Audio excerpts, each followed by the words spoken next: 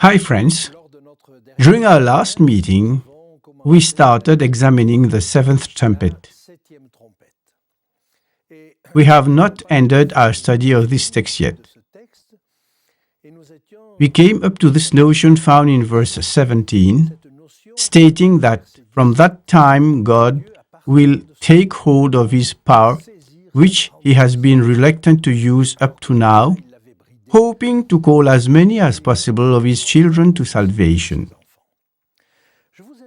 Let us read together Revelation chapter 11, verse 18.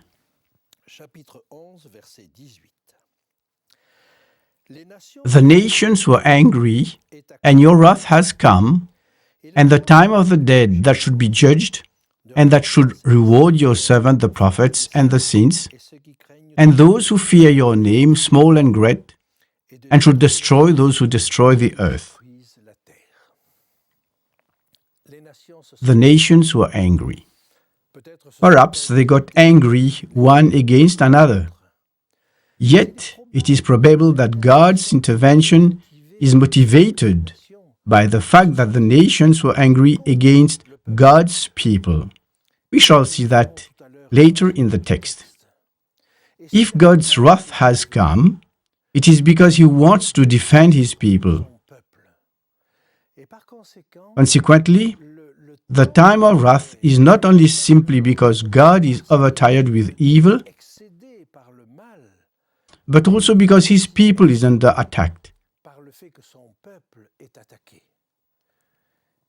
As his people is as the apple of his eyes, he will not allow his people to be crushed.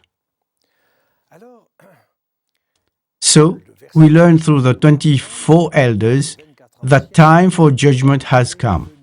Yes, time for judgment has come. How do we understand this? Is it time to evaluate?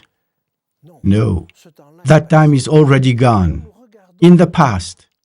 So, when we look for the time indicated here, we understand that it refers to that of verdict. Let's read this text again. Revelation 11, verse 18. The time has come to judge the dead, just as the text puts it, not to evaluate. Time to reward your servants, the prophets, the saints, and those who fear your name, small and great, and destroy those who destroy the earth. It's not time for deliberation, it's that of execution. Time to carry out the verdict. Execution of the verdict is reward your servants, and it is also destroy those who destroy the earth. See how do the 24 elders intervene and give their approval? This does not mean that they order God, but they acknowledge that time has come. Whatever could have been done is done, has been done. Things must move on now. You may have noted that it is also a question of rewarding the prophets, question of rewarding the saints, but also rewarding those who fear your name. In the early church, those who fear God were the new converts, the non-Jews, who caught interest in God and came closer to the Jews. For the Jews, those who came closer to God were not Jews, but believers of God, and as such, they had the right to look forward for some respect. They are therefore newcomers, and even newcomers are worthy of reward. As the parable puts it, they are workers of the last hour, the 11th, and will receive the same reward as the others.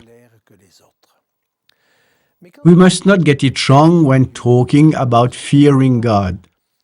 This does not mean to be afraid of, but it concerns respect, eager to be pleasing in His sight. Be worried of not doing His will.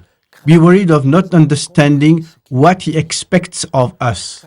Being concerned about choosing the way He wants us to follow. Fear does not bring to conversion. Fear is not found in God's record book. Fear is the devil's private property.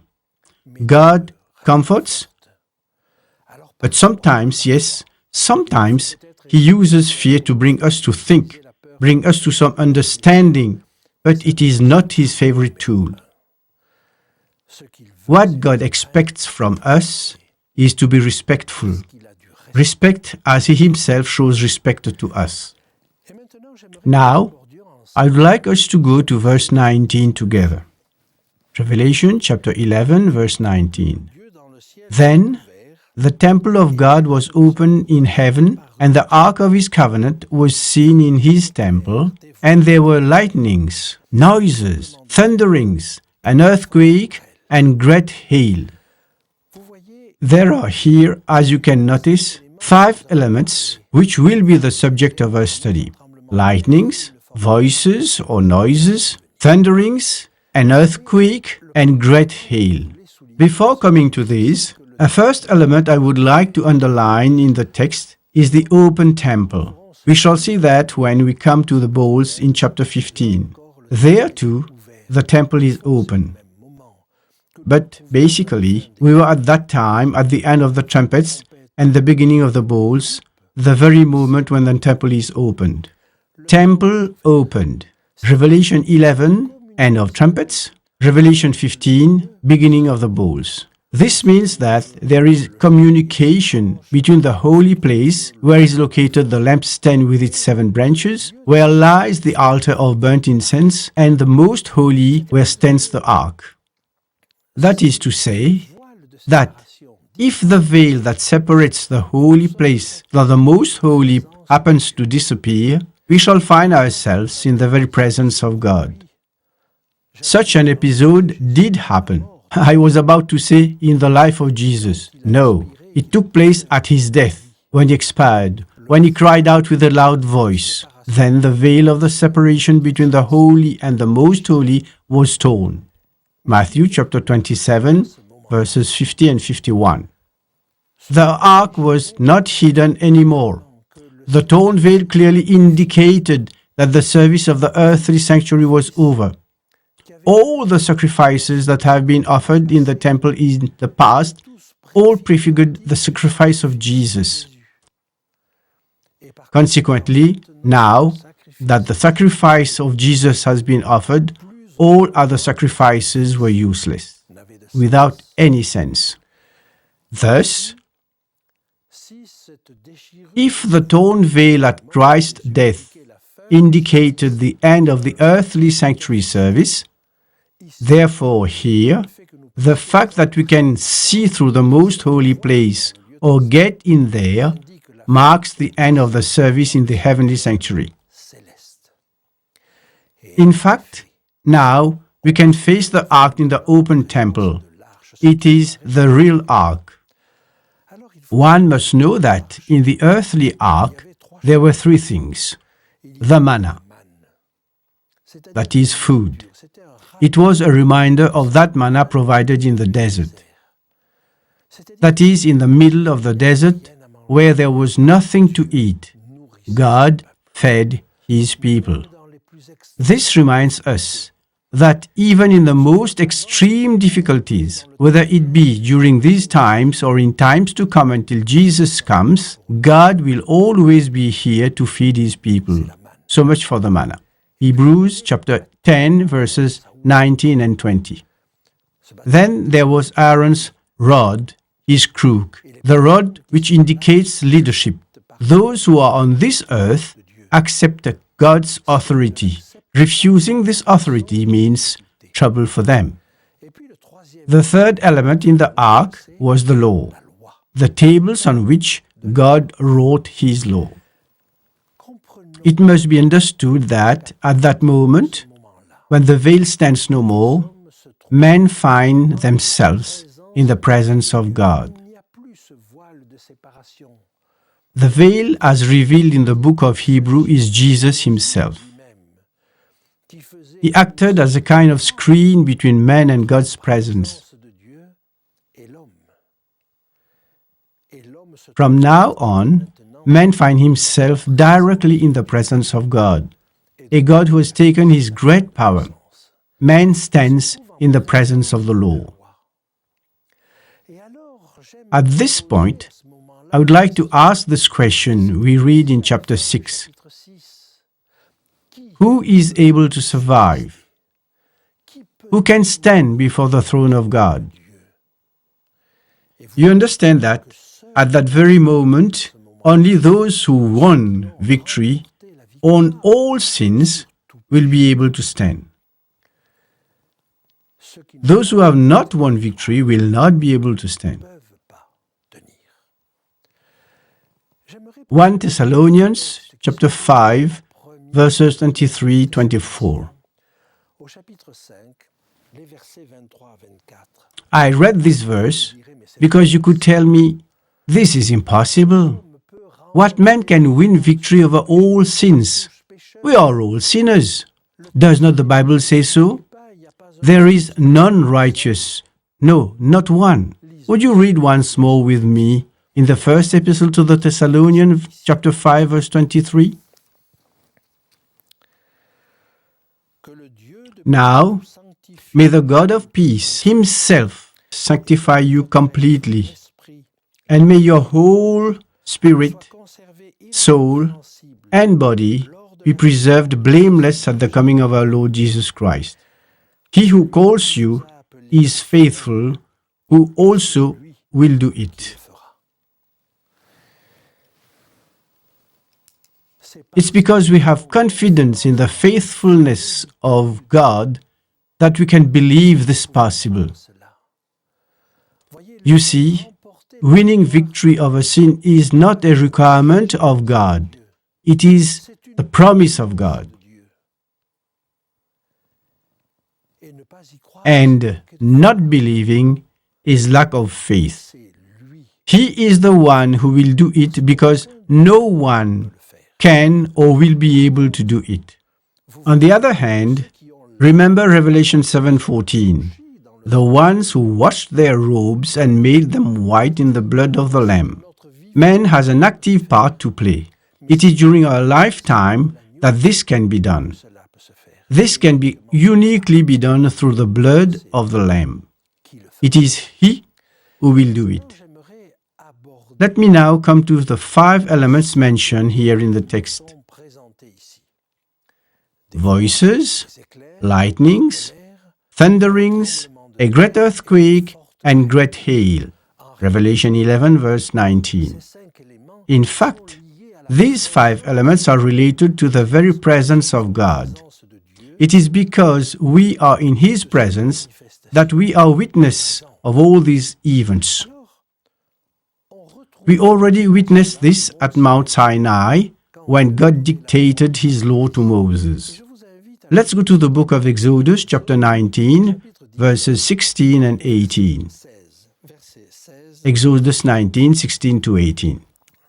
Then it came to pass on the 3rd day, in the morning, that there were thunderings and lightnings, and a thick cloud on the mountain, and the sound of the trumpet was very loud, so that all the people who were in the camp trembled. And Moses brought the people out of the camp to meet with God, and they stood at the foot of the mountain. Now Mount Sinai was completely in smoke because the Lord descended upon it in fire. Its smoke ascended as the smoke of a furnace, and the whole mountain quaked greatly. You see, we have thunderings, lightnings, voices, and earthquake. These corresponded to the gift of the law. Well, the same thing occurs in the presence of our God, in the presence of the law. But there is here a new element that is added, and which was not on Mount Sinai. It is hail. Hail has a particular meaning. We shall find the meaning of this in the book of Joshua, chapter 10, verse 11. It was during the conquest of Canaan, and you will see how God helped conquer Canaan. Let's read from verse 10. Joshua, chapter 10, verses 10 and 11. So the Lord routed them before Israel, killed them with a great slaughter at Gibeon, chased them along the road that goes to Beth-horon, and struck them down as far as Azekah and Makkedah. And it happened, as they fled before Israel and were on the descent of Beth Horon, that the Lord cast down large hailstones from heaven on them as far as Hazekah, and they died. There were more who died from the hailstones than the children of Israel killed with the sword. Hail. It's the punishment of God over the enemies of His people.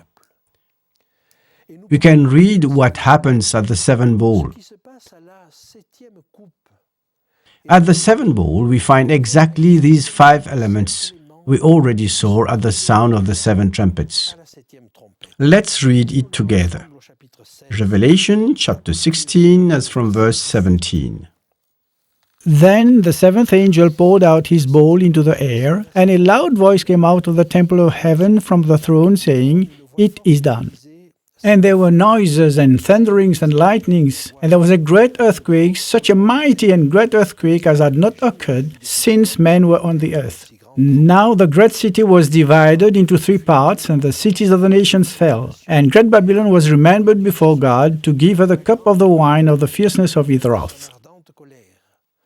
Here we find again 4 elements we already mentioned: voices, lightnings, thunderings, earthquake. Here too for the moment, hail is missing, but let's wait for the rest of the text. Then every nation fled away, and the mountains were not found. And the great hail from heaven fell upon man, each hailstone about the weight of a talent. Men blasphemed God because of the plague of the hail, since that hail was exceedingly great.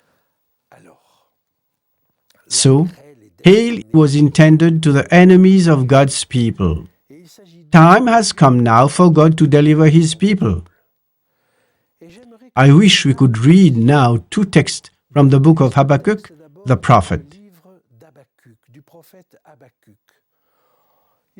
He is part of those called the small prophets, but no prophet is small. It's simply because he has written only few chapters. His book is found almost at the end of the Old Testament. Let's go to Habakkuk. You march through the land in indignation. You trample the nations in anger. You went forth for the salvation of your people, for salvation with your anointed. You struck the head from the house of the wicked by laying bare from foundation to neck. Selah. You thrust through with his own arrows the head of his villages. They came out like a whirlwind to scatter me. Their rejoicing was like feasting on the poor in secret. The text is interesting because it shows us that God delivers His people. But He will bring deliverance at the last moment. That is, when His enemies think that they are going to devour them, when the people of God seem to be within reach, at their mercy, then God will deliver His people at the very last moment, as He did for Esther and her people, as He did for Daniel's companion in the burning fiery furnace. Each time God intervenes at the last moment, then the enemy's deception is huge. We can read also the same thing in the book of prophet Joel chapter 3 verse 16.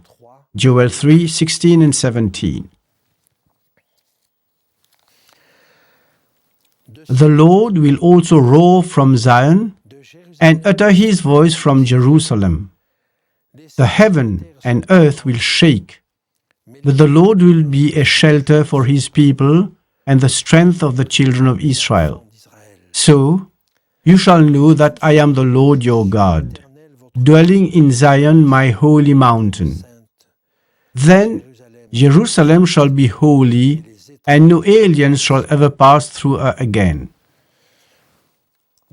In these times of storm, of tempest, will God's people know that they will be held by their Master? At the time of terrible hardship, will God's people be clear-sighted enough to see Him? This text from Joel brings comfort. and on Jerusalem, the holy city we are spoken of in Revelation 11:2, which was trodden under feet by the nations, it is said that no aliens will ever pass through her. God's people shall never be subjected to the pressure of the evildoers. Even if sometimes he finds himself in difficult situations, he has the assurance that God is with him. The assurance, that certainty, will help him face all situations. This will be the fate of God's people at that moment. He has won victory over every sin. He can face the throne of God. He can stand straight before the law, not by his own strength, but through a close communion with his God.